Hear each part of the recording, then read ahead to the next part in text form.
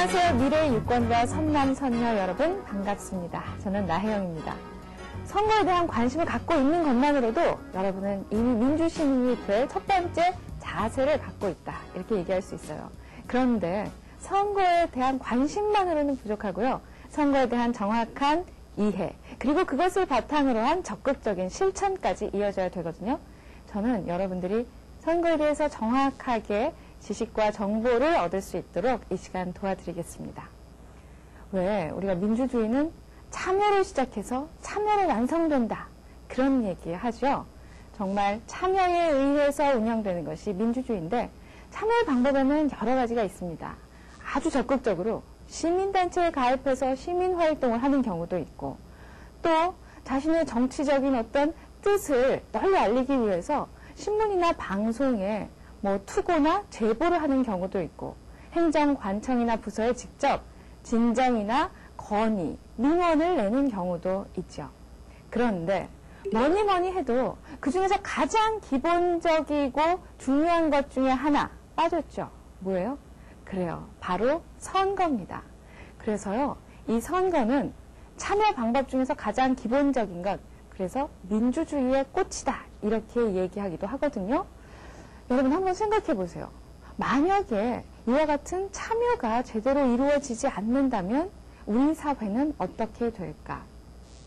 시민들의 정치적 무관심이 초래할 수 있는 문제. 왜 사람들이 자꾸 선거에도 적극적으로 참여해야 되고 또 여러 가지 방법으로 자신의 정치적인 의사를 표현해야 된다고 얘기하는 걸까? 정치 권력은요, 여러분, 한번 갖게 되면 사람들은 그것을 계속 유지하려고 해요. 그리고 그걸 더 확장시키려고 하고요. 그 권력을 자신을 위해서 자꾸 쓰려고 하는 아주 묘한 속성이 있습니다. 그래서 그 정치 권력을 견제하고 감시하고 비판하는 참여가 없으면 그 권력은 독재 정치로 흐르거나 부정부패를 유발할 가능성이 굉장히 높습니다. 그렇기 때문에 참여는 중요하다고 하는 것이죠. 그 중에서 선거는 아주 기본적인 참여 방법 중에 하나. 선거, 뭐죠? 선거라는 게 일단 민주주의에서 주권 누구에게 있다 얘기해요? 그렇죠. 국민에게 있다고 얘기하죠. 국민 주권주의를 실현시키는 아주 구체적인 방법 중에 하나가 바로 선거입니다. 국민 주권주의 혹은 주권재민이라고도 하죠. 민주주의의 중요한 제도 원리 중에 하나예요. 그리고 또 구체적으로 선거를 통해서 하는 일이 뭐죠? 정치적인 대표자, 공직자를 선출하는 역할을 바로 우리는 선거를 통해서 하게 되죠. 그런 의미에서 보면 와, 선거가 정말 중요하구나 하는 걸 알 수 있습니다. 그런데 현대사회에서는요, 과거에 비해서 그 선거의 정치적인 의미가 훨씬 더 중요하다고 할 수 있습니다. 여러분 민주주의의 역사 배울 때 고대 그리스 아테네 생각나세요? 그때는 직접 민주주의였어요. 그러니까 선거 이런 걸 그렇게 할 일이 별로 없었죠. 왜냐하면 국가의 중요한 정책이나 의사 결정을 시민들이 모두 모여서 했기 때문에요.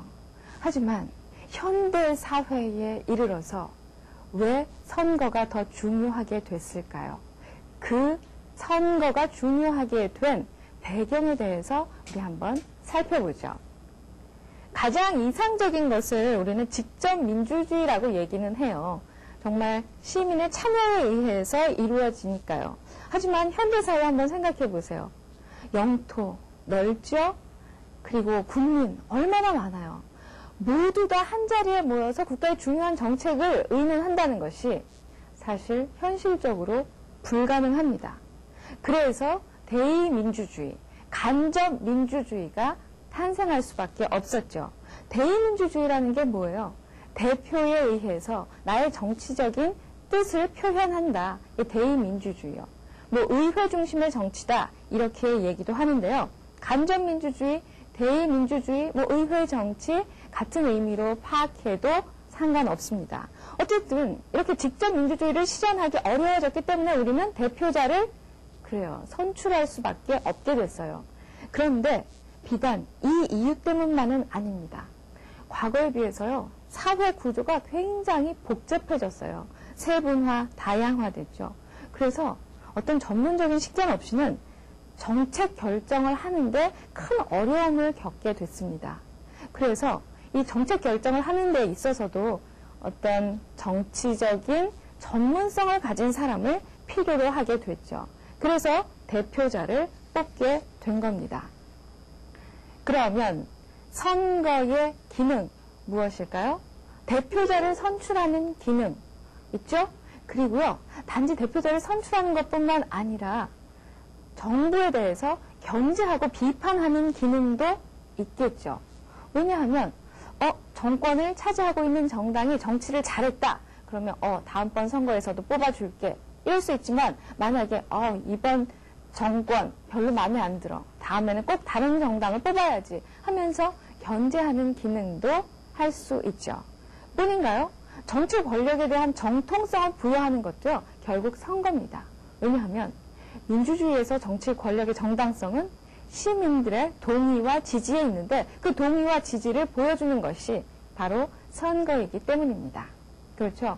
선거의 기능 뭐라고요? 대표자를 선출하고 그리고 정치 권력에 대한 정당성을 부여할 뿐만 아니라 그렇죠. 정부의 선택 그리고 견제하는 기능까지도 담당하고 있다. 이렇게 기억을 해둡시다.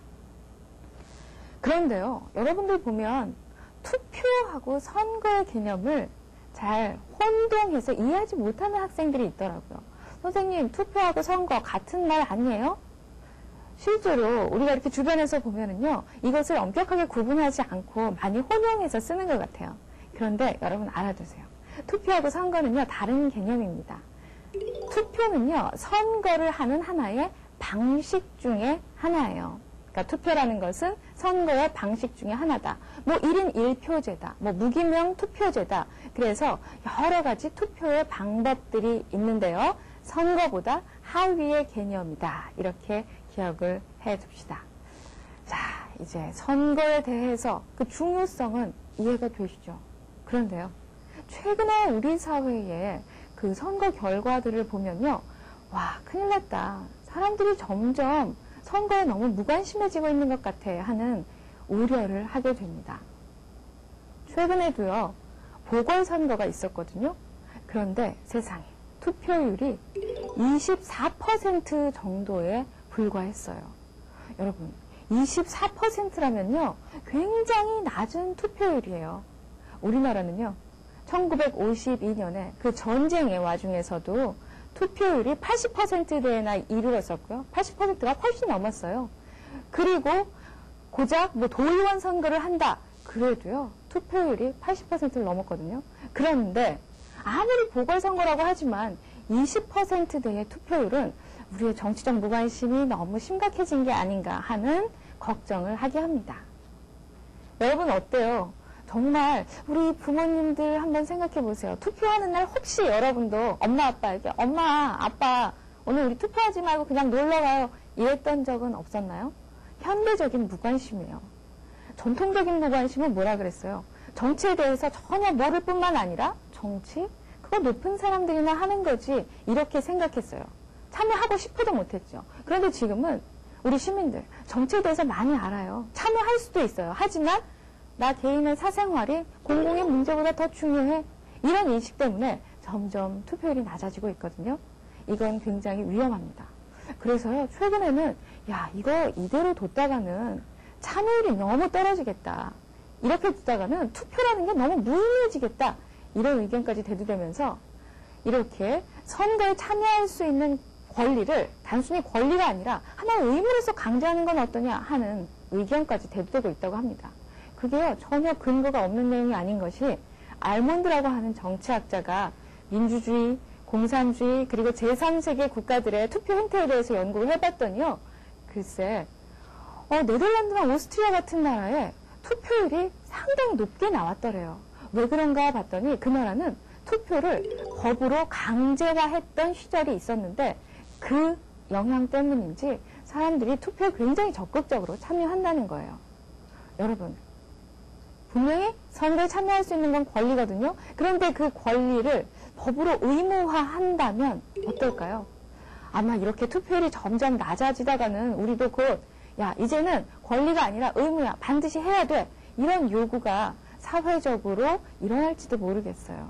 이에 대해서 여러분들의 생각은 어떤지 한 번쯤 생각해 봤으면 좋겠습니다. 가장 바람직한 건 의무 이전에 권리로서 적극적으로 실현하는 것이겠죠. 최근에 낮아진 투표율 때문에 걱정하는 각 도의, 각 지방의 선관위에서 이 투표율을 높이기 위한 노력으로 이런 방법을 택하고 있다고도 하는데 함께 살펴볼까요? 여러분 꼭 투표에 참여합시다. 우리 모두 투표합시다. 꼭 선거에 참석하세요. 선관위는 후보자 정보 등 관련 자료를 각종 매체에 제공하면서 또 다른 한편으로는 무료 홍보의 규모를 키워나가는 공격적인 홍보 활동을 펼쳤다. 이 밖에도 케이블 TV, DMB, 5개 전광판 업체를 비롯해 전국 행정기관, 대학, 금융기관, 대형 할인점 등에도 선관위에서 자체 제작한 광고와 홍보 영상물을 무료 상영하는 등 시간과 장소의 제약을 뛰어넘는 대대적인 규모의 홍보전을 선관위에 치러냈다.